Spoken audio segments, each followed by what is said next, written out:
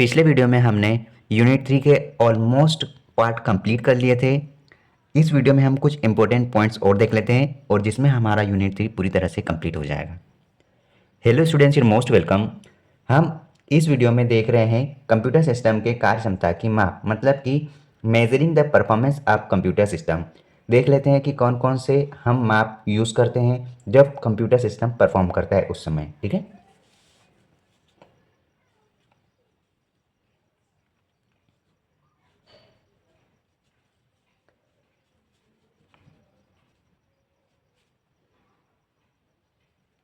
measuring the performance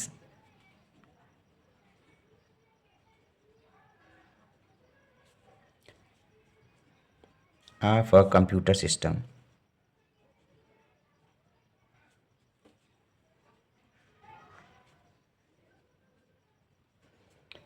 मतलब कि computer system के कार्य क्षमता की माप।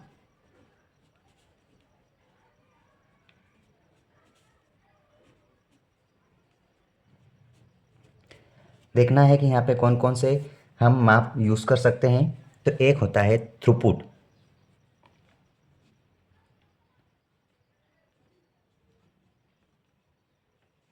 थ्रूपुट मतलब थ्रूपुट इसका मतलब क्या होता है ये देखेंगे। उसके बाद रिस्पॉन्स टाइम।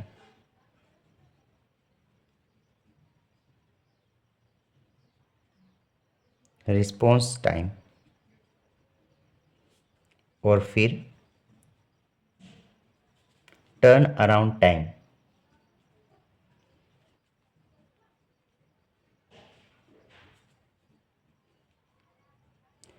ये तीनों माप हम कंप्यूटर सिस्टम जब प्रोसेस में होता है तब इनको यूज़ करते हैं। देखो, इनमें से पहला देखते हैं हम, थ्रूपुट।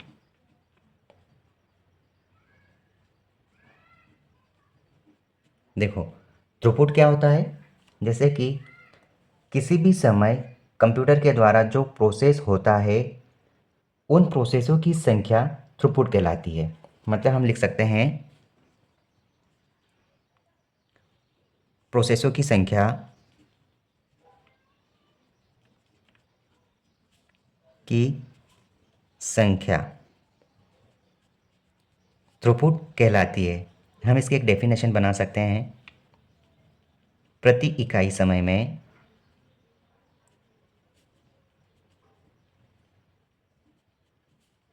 कंप्यूटर द्वारा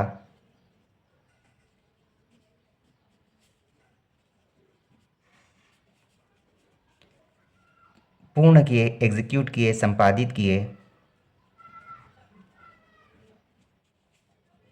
किए गए संपादित किए गए उपयोगी प्रोसेसों की संख्या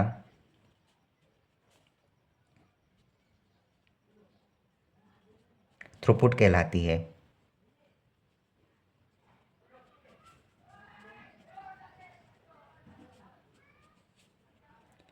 इसे कहते हैं थ्रूपुट।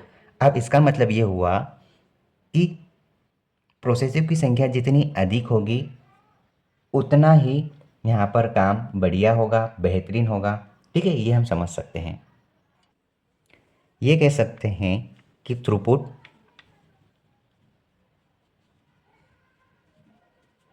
बेहतर कार्य क्षमता को इंगित करता है।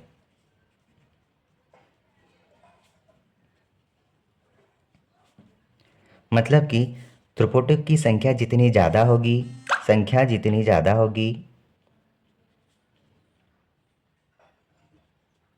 जितनी ज़्यादा या अधिक होगी, कार्य उतना बेहतर होगा।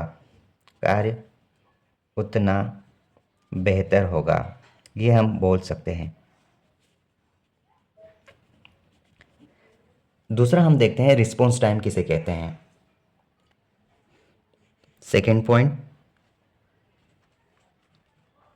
Response time.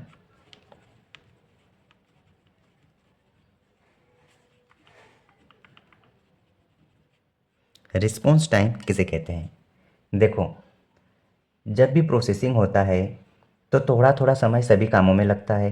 कंप्यूटर में जब प्रोसेसिंग होता है तो थोड़ा थोड़ा समय सभी कामों में होता है, क्योंकि प्रोसेस करना है तो सभी पार्ट्स में काम होगा। कंप्यूटर को प्रोसेसिंग के लिए दिए गए समय, मतलब सीपीयू द्वारा उन कार्यों को एग्जीक्यूट करने के लिए जो समय दिया जाता है, उस प्रक्रियाओं के बीच में जो समय लगता है, रिस्पॉन्स टाइम कहलाता है। थोड़ा सा इसको लिखकर समझते हैं। जैसे कि ये एक कंप्यूटर है। कंप्यूटर को अगर कोई काम करना होगा, जैसे कि इनपुट यूनिट यहाँ से जाएगा सीपीयू के अंदर और यहाँ पे प्रोसेस होगा। प्रोसेस होने के बाद ये मेमोरी में सेव होता है कि चलो ये रिज़ल्ट आया। रिज़ल्ट आने के बाद ये वापस आपको आउटपुट यूनिट के माध्यम से प्रोवाइड करेगा। ठीक है, तो इसका कहने का मतलब यह है रिस्पॉन्स टाइम, कि जब प्रोसेसिंग होता है तो ये सभी कार्यों में अपना समय बांट देगा और एग्जीक्यूट करने तक का, एग्जीक्यूट मतलब कि आउटपुट देने तक का जो समय है, ये यहाँ से यहाँ आएगा, फिर यहाँ से ये यहाँ तक आने में इसको जो टाइम लगेगा, वही टाइम रिस्पॉन्स टाइम कहलाता है। रिस्पॉन्स टाइम बोले तो मतलब कि वो हम जैसे सीपीयू को डेटा प्रोवाइड करेंगे तो ये हमको उस काम को एग्जीक्यूट करके कितनी देर में या कितनी जल्दी रिस्पॉन्स करता है, रिस्पॉन्स टाइम कहलाता है। ठीक है, यही होता है रिस्पॉन्स टाइम। अब इसका एक छोटा सा डेफिनेशन लिख लेते हैं। मतलब कि प्रोसेस प्रोसेसिंग के समय प्रोसेसिंग के समय सीपीयू को अलग अलग या छोटे छोटे कार्यों को मैनेज करने में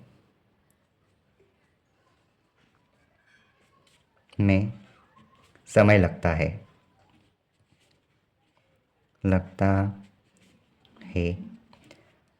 उसके बाद हम लिख सकते हैं कि किसी भी सीपीयू द्वारा किसी भी काम को एग्जीक्यूट संपादित करने में जो पूरा समय लगता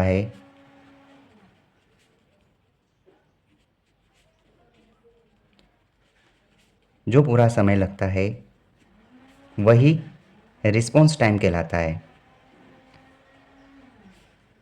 रिस्पॉन्स टाइम कहलाता है। इस प्रकार से हम समझ सकते हैं। ये तो हुआ रिस्पॉन्स टाइम। एक पॉइंट और लिखना है और वो पॉइंट है turn around time. Turn around time turn around time. अब टर्न अराउंड टाइम क्या होता है, इसको समझो। टर्न अराउंड टाइम का मतलब यह होता है कि हमने कोई काम दिया, जैसे कि ये इनपुट यूनिट है और ये है सीपीयू और ये है आपका आउटपुट यूनिट। तो किसी भी काम को अपन, जैसे कि कोई ठेका दिया कि एक मकान बनाना है, तो ठेकेदार उस मकान बनाकर कितने समय में आपको दे देगा, वो भी टर्न अराउंड टाइम होता है। अपन बोलते हैं ना कि कोई बिजनेस कर रहा था, उसका टर्न अराउंड कितना होता है, टर्न ओवर कितना होता है, मतलब कि पूरा का पूरा रिजल्ट कब तक आता है, वही टोटल समय को टर्न अराउंड टाइम कहा जाता है। मतलब कि कोई कार्य दिया, मतलब हमको कोई काम देना है, जैसे कि हमने कोई इक्वेशन दे दी 2a plus 6a minus 2a, ऐसा कुछ दे दिया, इसको 12 कर लो। तो ये काम आपको कितनी देर में सॉल्व करके देगा, ये यहाँ से यहाँ आकर कितनी देर में दे रहा, यही आपका रिज़ल्ट प्रोवाइड करने का समय, रिज़ल्ट प्रोवाइडिंग का टाइम, प्रोवाइड करने का पूरा समय, टर्न अराउंड टाइम कहलाता है। ठीक है, तो इसका मतलब ये हुआ कि यहाँ पर रिस्पॉन्स टाइम और टर्न अराउंड टाइम का क्या डिफरेंस है। देखो, हम इसको ये समझ सकते हैं कि ये तो समझ में आ गया कि कोई ठेका दिया तो उसको पूरा रिजल्ट तक का जो समय लगता है उस समय को टर्न अराउंड टाइम कहते हैं। रिस्पॉन्स टाइम ये है कि आपने कोई यहाँ पर कोई प्रोसेस दी और उसके पहले साइकिल को कंप्लीट होने में कितना समय लगता है उसको रिस्पॉन्स कहते हैं। यहाँ पर लिख दो पहला साइकिल, पहली प्रोसेस को पूरा होने में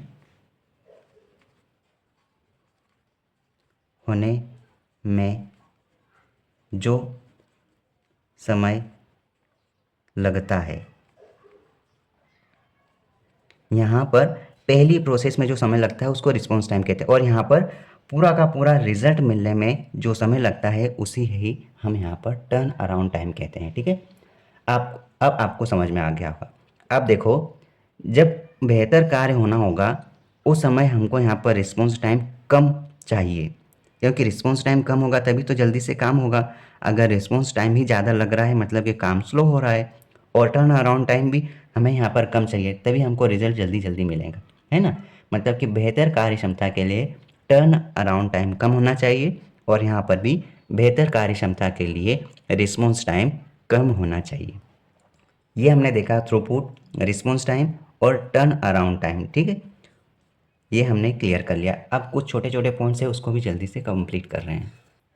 देखो, अब हमको देखना है सीपीयू की जो स्पीड है उसको प्रभावित कौन कौन से कारक हैं। हालांकि हमने यहाँ पर सभी चीज़ें देख ली है, लेकिन हम शॉर्ट वे में और थोड़ा थोड़ा देख रहे हैं।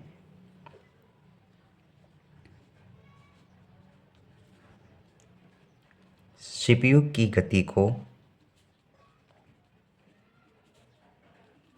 प्रभावित करने वाले कारक,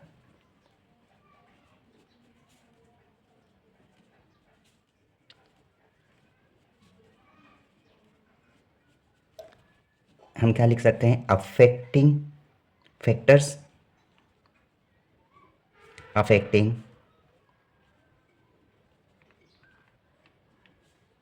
स्पीड ऑफ सीपीयू, ये हम बोल सकते हैं। अब देखो कौन कौन से पॉइंट हो सकते हैं यहाँ पर, हम एक एक को समझते जाते हैं। पहला होता है रजिस्टर मेमोरी।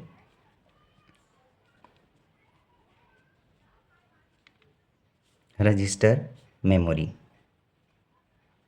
रजिस्टर मेमोरी हमने समझ लिया था, ये अपने मेन मेमोरी और सीपीयू के बीच में एक काम करता है जो कि सीपीयू का द्वारपाल होता है। जैसे ही कैश मेमोरी से डेटा जाता है सीपीयू में, तो सबसे पहले रजिस्टर बोलता है कि भैया पहले आप ये डेटा मेरे को दो, मैं अपने अकॉर्डिंग सीपीयू को प्रोवाइड करूँगा। ये इस प्रकार से काम करता है। थोड़ा सा हम इसको थ्योरेटिकल लैंग्वेज में समझते हैं। देखो, सीपीयू रजिस्टर में स्थित डेटा को ही प्रोसेस कर सकता है, बिल्कुल सही बात है। देखो, सीपीयू क्या करता है, रजिस्टर मेमोरी का डेटा ही एक्सेप्ट करता है।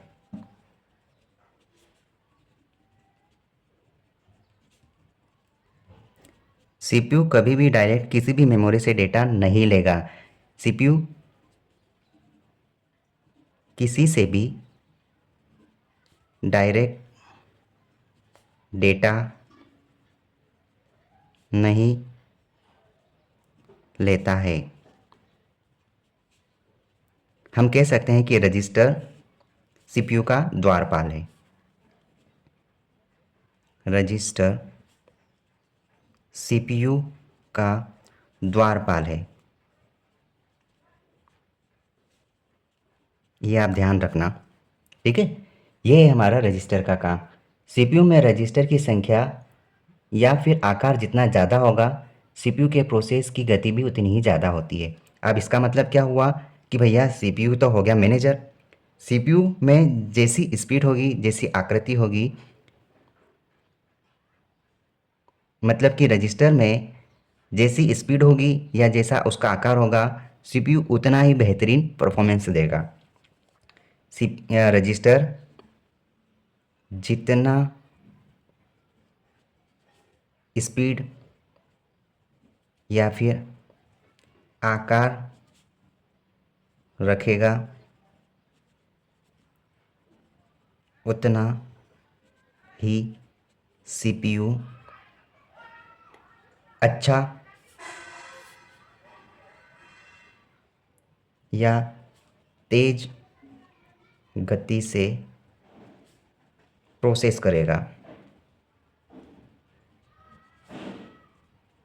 सबसे अच्छी बात बता दी हमने सीपीयू और रजिस्टर के बीच की। ठीक है, ये होता है रजिस्टर मेमोरी। अब हम देखते हैं शब्द परास।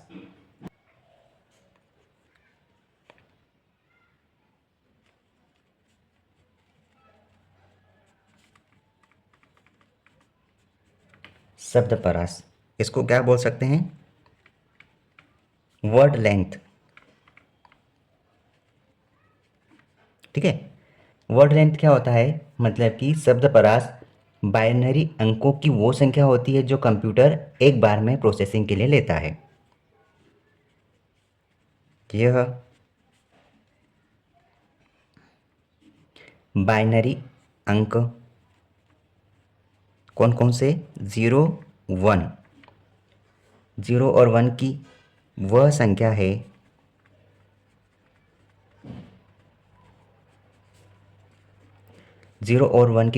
जो कंप्यूटर एक बार में प्रोसेसिंग के लिए लेता है, जो कंप्यूटर एक बार में प्रोसेसिंग के लिए लेता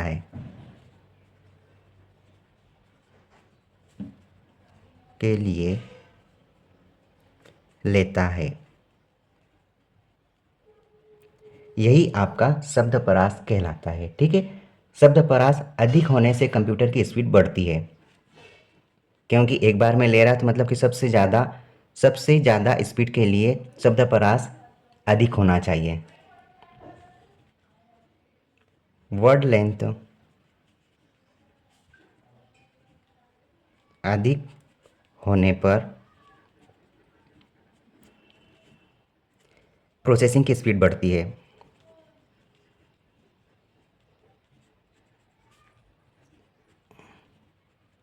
स्पीड बढ़ती है, यही हमारा शब्द परास होता है। अब शब्द परास की लंबाई कितनी हो सकती है? शब्द परास की लंबाई कितनी हो सकती है? 8, 16, 16 दूना 32, 32 दूना 64, ऐसे बीट तक हो सकती है। ये हम बोल सकते हैं। और हम ये बोल सकते हैं ये 64 बीट का जो परास है, इसका अर्थ ये है कि सीपीयू एक साथ 64 बीट डेटा प्रोसेस करता है। इसका मतलब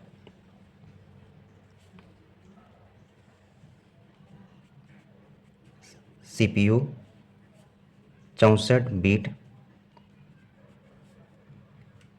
डाटा एक साथ प्रोसेस करता है।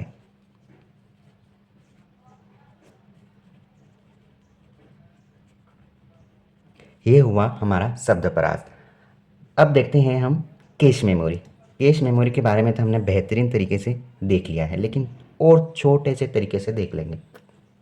देखो, कैश मेमोरी क्या होता है? कैश मेमोरी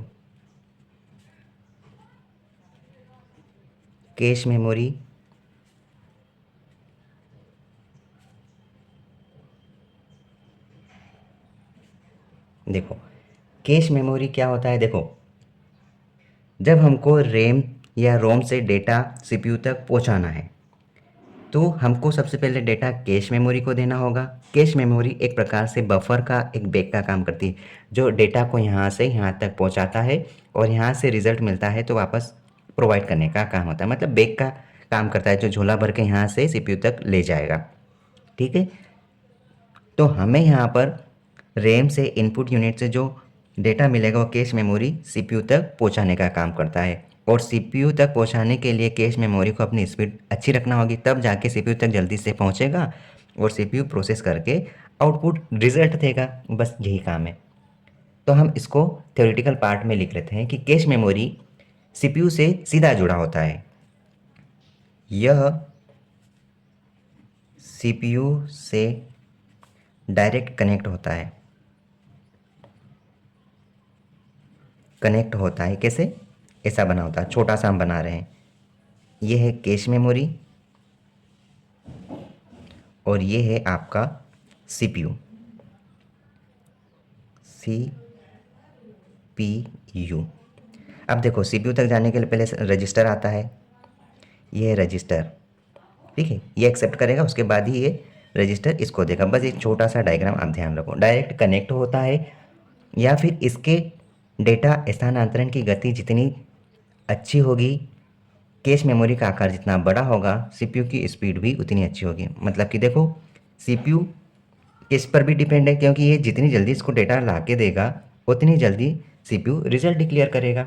शायद आपको दिख नहीं रहा होगा, बस ये देखो, शायद आपको दिख नहीं रहा होगा। इस प्रकार से आप समझो कि यहाँ पर कैश की स्पीड जितनी ज़्यादा, स्पीड किस पर डिपेंड है? ज़्यादा सीपीयू की स्पीड उतनी ही ज़्यादा रहेगी। मतलब कि ये इस पर डिपेंड है। ठीक है, सीपीयू की स्पीड कैश मेमोरी की स्पीड पर डिपेंड है, ये आप समझ सकते हैं। देखो, नेक्स्ट पॉइंट हमको देखना है सिस्टम बस, जो पिछले वीडियो में हमने बहुत अच्छे से पढ़ा था। सिस्टम बस, सिस्टम बस क्या करता है? सिस्टम बस डेटा को एक स्थान से दूसरे स्थान तक पहुंचाने का, लाने का, ले जाने का काम करता है ना। इंफॉर्मेशन सिस्टम बस इंफॉर्मेशन पहुंचाने या लाने का काम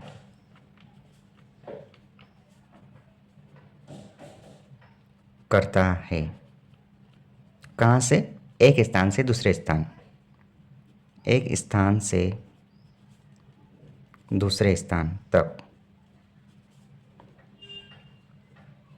तक मतलब कि एक प्रकार के हाईवे का काम करता है।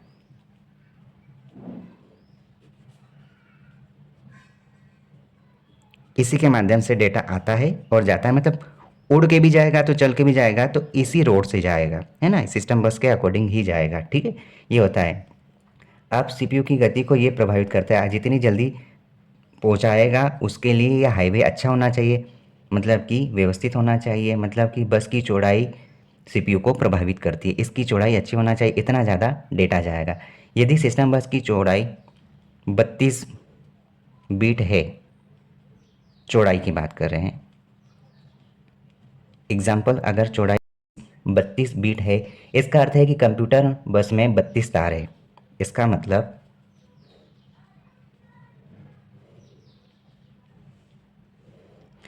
मतलब सिस्टम बस की चौड़ाई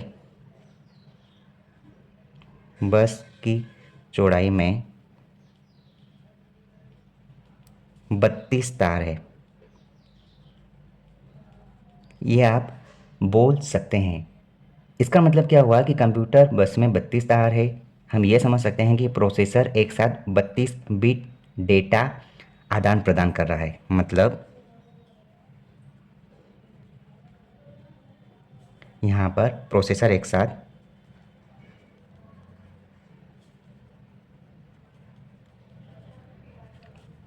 32 बिट डेटा आदान प्रदान कर रहा है, आदान प्रदान कर रहा है। ये आपका सिस्टम बस, ठीक है, इससे ज़्यादा समझने की कोई ज़रूरत ही नहीं है। अब 2-3 पॉइंट और देख लेते हैं। पैरेलल ऑपरेशन क्या होता है, कैसे काम करता है।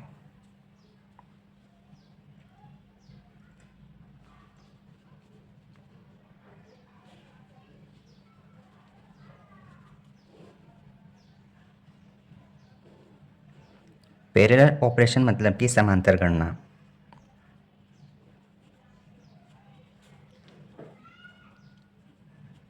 ये किस प्रकार होता है इसको समझो। देखो, एक स्थान या एक साथ कई निर्देशों को प्रोसेस मतलब कि प्रोसेस कर कर सीपीयू की जो क्षमता है उसका बेहतर उपयोग करना, जिससे कि कंप्यूटर की गति बढ़ती है। डुअल कोर या फिर मल्टी कोर की जो प्रोसेस में जो एक साथ या एक से अधिक प्रोसेस एक ही चिप पर बनाए जाते हैं, इसमें पैरेलल प्रोसेसिंग कहते हैं।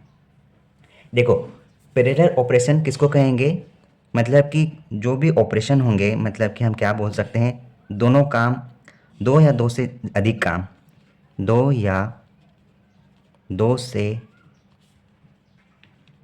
अधिक कार्यों को एक साथ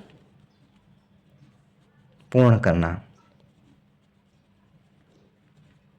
पैरेलल प्रोसेसिंग कहलाता है। मतलब कि कोई ये काम भी हो रहा है और इसके साथ दूसरा काम भी एक साथ कर रहे हैं, तो इन दोनों कार्यों को एक साथ करना और इनको एग्जीक्यूट करना, आउटपुट तक पहुंचाना, यही आपका पैरेलल प्रोसेसिंग कहलाता है। ठीक है, और इससे क्या होता है कि समय की बचत हो रही है और दोनों काम एक साथ हो रहे हैं, मतलब कि कंप्यूटर की स्पीड भी अच्छी है और सीपीयू की कार्य क्षमता भी बेहतर है। और कार्य क्षमता का बेहतर उपयोग करने के लिए अपन ये दोनों काम एक साथ करते हैं, जिससे कि दोनों काम भी एक साथ ख़त्म हो रहे हैं, समय की भी अच्छी बचत हो रही है। इसी को अपन पैरेलल ऑपरेशन कहते हैं। अब देखो, पैरेलल ऑपरेशन या तो डुअल कोर हो सकता है, ये डुअल कोर, या तो मल्टी कोर हो सकते हैं। मतलब कि या तो दोनों काम एक साथ, मतलब दो तार या फिर दो से ज़्यादा तारों का भी इस्तेमाल करके अपने डेटा को, ये हम तार नहीं बोलेंगे यहाँ पर, डुअल कोर या मल्टी कोर बोलना पड़ेगा। डुअल कोर मतलब कि दोनों काम एक साथ हो सकते हैं या फिर दो से ज़्यादा काम भी एक साथ हो सकते हैं। मल्टी कोर प्रोसेसर में एक साथ दो या अधिक प्रोसेसर एक ही चिप पर बनाए जाते हैं। ये काम एक ही चिप पर बनाए जाते हैं।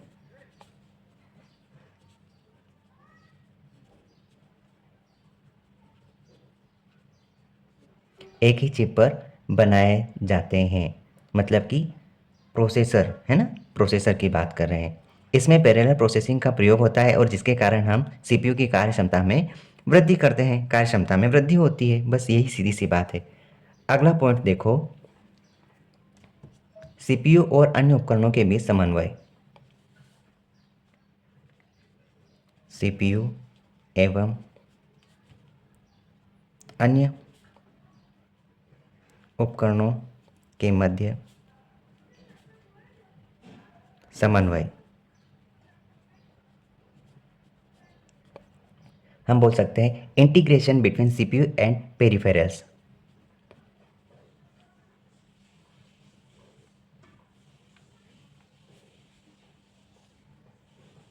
Integration between CPU and peripherals.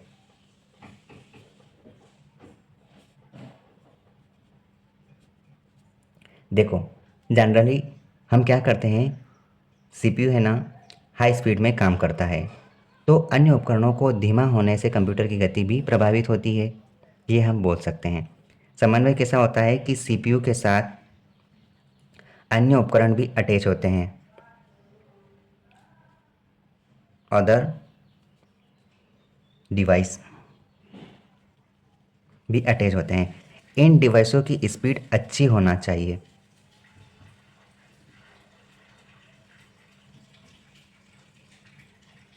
वरना इसकी स्पीड तो हाई स्पीड है।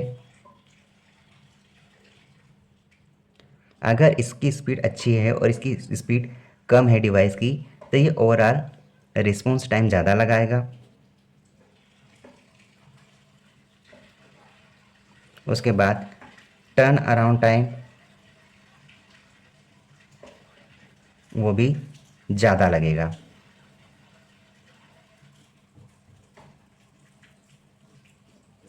इसी प्रकार से काम होता है। इसका मतलब ये है कि इसकी स्पीड अच्छी होना ही चाहिए, अगर कम रहेगा तो टाइम ज़्यादा लगेगा इस प्रकार से, और हमें रिज़ल्ट देर से मिलेगा। ठीक है, अब एक और लास्ट पॉइंट देखना है, कंप्यूटर घड़ी।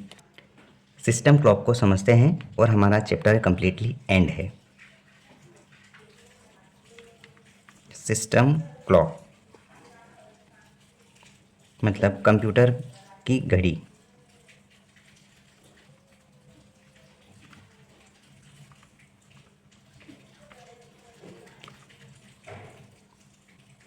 हम ये बोल सकते हैं डेटा प्रोसेस की speed, data processing speed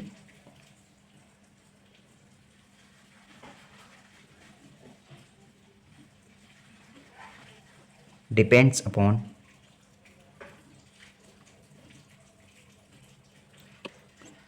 system clock. मतलब डेटा प्रोसेसिंग की गति यहाँ पर कंप्यूटर घड़ी मतलब सिस्टम क्लॉक पर निर्भर होती है। मतलब कि इसके पल्स जितने अच्छे से, जितनी स्पीड से चलेंगे, डेटा प्रोसेस भी उतने अच्छे तरीके से होगा। मतलब कि सिस्टम क्लॉक जल्दी जल्दी क्लॉक पल्स उत्पन्न करेंगे। इनके क्लॉक्स, इनके जो भी पल्स रहेंगे, क्लॉक पल्स जितने जल्दी उत्पन्न होंगे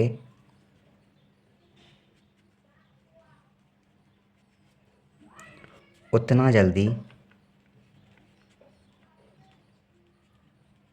डेटा प्रोसेस होगा।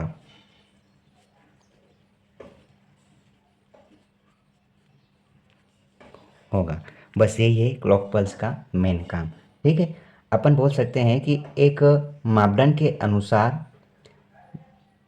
200 मेगाहर्ट्ज का क्लॉक 100 मेगाहर्ट्ज के क्लास के अपेक्षा दुगुनी गति से काम करेगा जब ये कंडीशन बनेगी। मतलब ये बोल सकते हैं अन्य मापदंड के अनुसार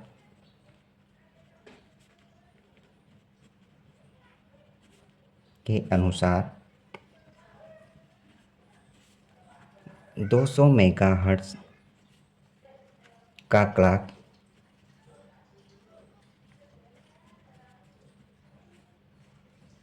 100 मेगाहर्ट्ज के क्लॉक की अपेक्षा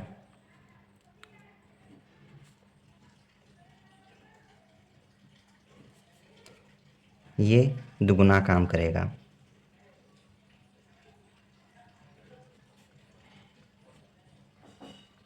मतलब कि क्लॉक पल्स अच्छे तरीके से चलता है तो काम बहुत अच्छे तरीके से होता है। यही सिस्टम क्लॉक का काम होता है। आई होप आपको ये बहुत अच्छे तरीके से समझ में आया होगा। और अब हमारा ये पूरी तरह से 3 यूनिट कंप्लीट हुआ। हमने 3 यूनिट को इस प्रकार से कवर किया है कि पुस्तकों में ये 3 यूनिट 5 यूनिट बनाती है, जबकि हमने 3 यूनिट में ही इतना डेटा कंप्लीट कर लिया है। अब हम अगली यूनिट कंप्लीट करेंगे जिसमें हम सॉफ्टवेयर और हार्डवेयर को बहुत ही बढ़िया तरीके से समझेंगे। उसके बाद इनपुट और आउटपुट को समझेंगे। आप देखकर ही बता दोगे कि कौन सा इनपुट है और कौन सा आउटपुट है। आपको ज़्यादा सोचने की ज़रूरत ही नहीं पड़ेगी। ठीक है, अगर आप किसी भी एग्ज़ाम की तैयारी कर रहे हैं जिसमें कंप्यूटर आ रहा है तो कंप्यूटर आपको 90% कवर करवा रहा है ये। अगर आपके पास समय नहीं है तो ये यही हैंड रिटन नोट्स आप पीडीएफ के माध्यम से हमसे खरीद सकते हैं। अभी ऑफ़र अच्छा है, हम इसको मिनिमम कॉस्ट में प्रोवाइड कर रहे हैं।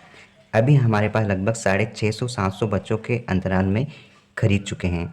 अगर आपको ये कंटेंट बढ़िया लग रहा है तो आप ज़रूर कॉन्टैक्ट कर सकते हैं इस नंबर पर। ठीक है, ऑल द बेस्ट।